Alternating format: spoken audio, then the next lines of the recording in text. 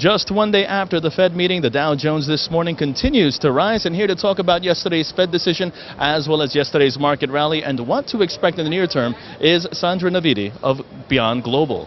Sandra, thank you very much for your time. And how are you today? Thank you very well, James. All right, Sandra, it must be stated that contrary to the consensus, you are one of the very few to remain constant in saying that, well, even back in May, that the Federal Reserve would not taper at all in its September meeting. How does it feel right now to be one of the minority? It feels pretty good. It's always hard to be a minority, and trust me, I know I'm a woman on Wall Street, but if the whole establishment, the CEO of Goldman Sachs and all the chief economists of the big banks and everybody agrees that this is what is going to happen, then if you go with that opinion, you can't lose, because even if that turns out not to be true, then it's still fine. But if you are in a minority opinion and you turn out to be wrong, then it's like, why didn't you get it? And I have to say that I said there would be no mini taper either. So not $1 and not 10 billion.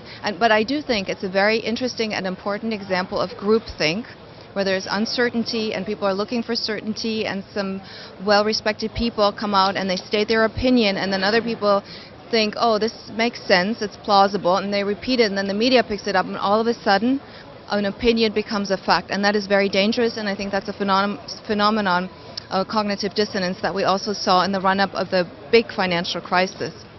All right, I must ask you, because you were correct back in May as to the actions of what would happen yesterday, what do you think is going to happen in the near term?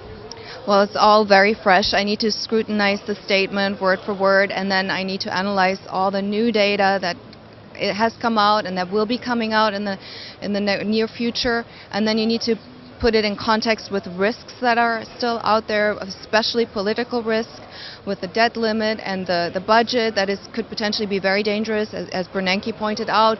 Syria is still out there, but it's not just Syria. That whole region is a tinderbox, and then we have to see how things continue in Europe after the German elections. Okay, so we have to trade a little bit. We have to turn, to a different chapter. Yesterday, we saw the Dow Jones and the S&P manage to reach all-time high levels, this following the Fed decision. And I have to ask you, what do you think of the levels that were achieved yesterday? Will they continue to remain around that level? Is there a possibility of going higher? Or do you think they've kind of lost a little bit of legs going into the near future? Well, I think yesterday they were on steroids. They were surprised, so the market went even higher. But there's a big discrepancy between the markets and the real economy. And eventually, I think there's like a disconnect. It's a distorted reality. And eventually, the market will have to come down somewhat. But nobody can, and I don't know the exact time when it will fall. But when it happens, it could be very sudden, and it could also be steep. Sandra, thank you very much for your time. You're welcome. You're welcome. Thank you.